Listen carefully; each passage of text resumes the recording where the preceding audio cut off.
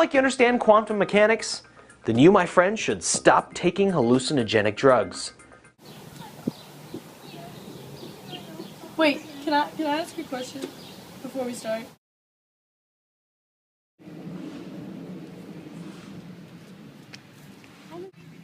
Quantum physics!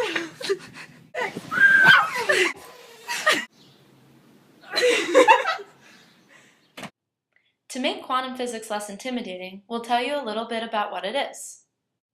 Quantum theory is used in modern physics to describe and understand matter and energy at the atomic and subatomic levels. The word quanta describes the most basic amount of energy absorbed or emitted.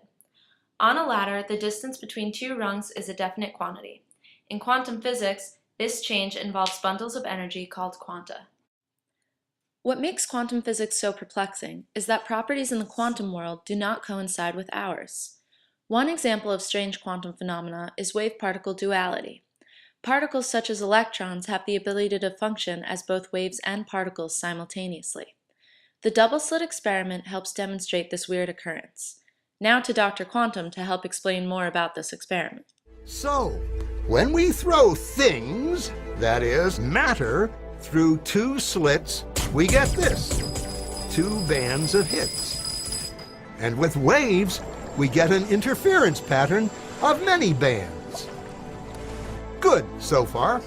Now, let's go quantum.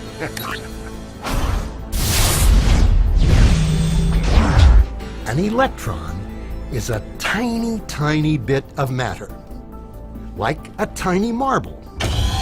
Let's fire a stream through one slit. It behaves just like the marble, a single band.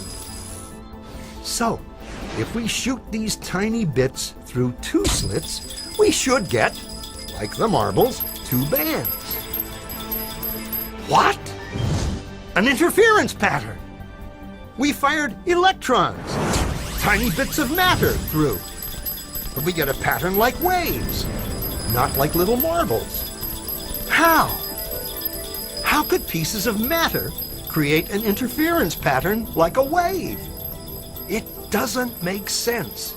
But physicists are clever. They thought, maybe those little balls are bouncing off each other and creating that pattern. So, they decide to shoot electrons through one at a time. There is no way they could interfere with each other. But after an hour of this, the same interference pattern is seen to emerge. The conclusion is inescapable. The single electron leaves as a particle, becomes a wave of potentials, goes through both slits, and interferes with itself to hit the wall like a particle. But mathematically, it's even stranger. It goes through both slits, and it goes through neither. And it goes through just one, and it goes through just the other. All of these possibilities are in superposition with each other. But physicists were completely baffled by this. So they decided to peek and see which slit it actually goes through. They put a measuring device by one slit to see which one it went through and let it fly. But the quantum world is far more mysterious than they could have imagined. When they observed, the electron went back to behaving like a little marble. It produced a pattern of two bands, not an interference pattern of many. The very act of measuring or observing which slit it went through meant it only went through one, not both. The electron decided to act differently, as though it was aware it was being watched. No one knows for sure why the presence of an observer changes the behavior of an electron. However, one of the most interesting suggestions is the many worlds interpretation. The many worlds interpretation suggests that there are several worlds in the universe in addition to ours, and that every time a quantum experiment occurs, all possible outcomes are obtained, just each in a different world. However, we are only aware of the world with the outcome we have seen. The idea that an electron can be in several states that are all superimposed with each other can be quite confusing. To better explain the principle of superposition, Physicist Erwin Schrödinger devised a theoretical experiment involving placing a cat in a box. The experiment involved placing a cat in a box for a period of 1 hour. There was also a sealed vial of poison connected to a relay mechanism and a small amount of radioactive material. If just one atom of the material decays, the vial will break and the cat will die.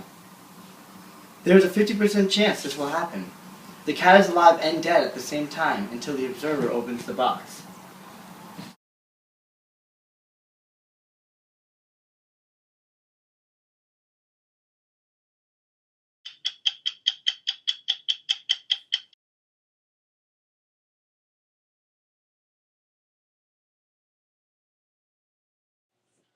Schrödinger's analogy supported Copenhagen's interpretation of quantum mechanics, which stated that a particle exists in all states until it is observed.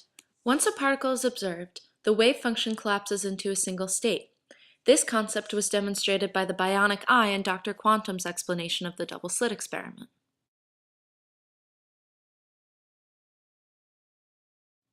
One real-life application of quantum mechanics is quantum computing. You're being recorded. Start talking about quantum computing. And action. What is quantum computing? And that brings us to qubits, or quantum bits. In a classical computer, information is stored in bits, which are either 0 or 1.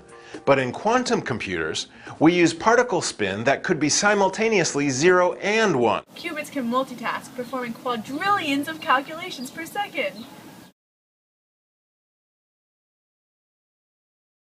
With classical bits, 3 bits are combined sequentially to make a total of 8 states, but 3 qubits can make all 8 states at once. Now imagine a computer with hundreds or thousands of qubits. That system is so complex, it can't be modeled by a classical system. Predictions. That does not make any sense. So how do quantum computers work so fast? The answer is entanglement. Get a load of entanglement. It's possible to link 2 particles to the same quantum state and make them entangled. Then you can separate the particles, and whatever action you perform on one of the particles instantaneously happens on the other. This means quantum information travels faster than the speed of light. Also, it can't be intercepted. Einstein called this spooky action at a distance, and he didn't believe it would work. Why is quantum computing important? Recently, scientists have been able to take advantage of the perplexing foundations of quantum physics to create very advanced technology with the potential to solve some of the world's most pressing concerns. As a result of this potential, Google recently purchased a quantum computer from a company called D-Wave. Canadian firm D-Wave has a device that they claim is a quantum computer, though experts remain skeptical.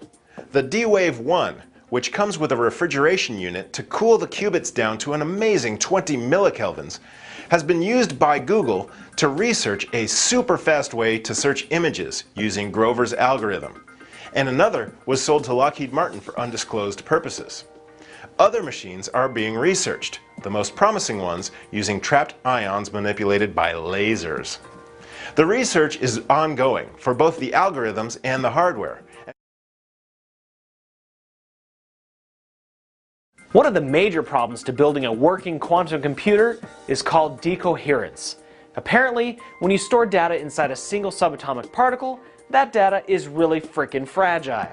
Any vibration or stray electromagnetic radiation, and your data is corrupted.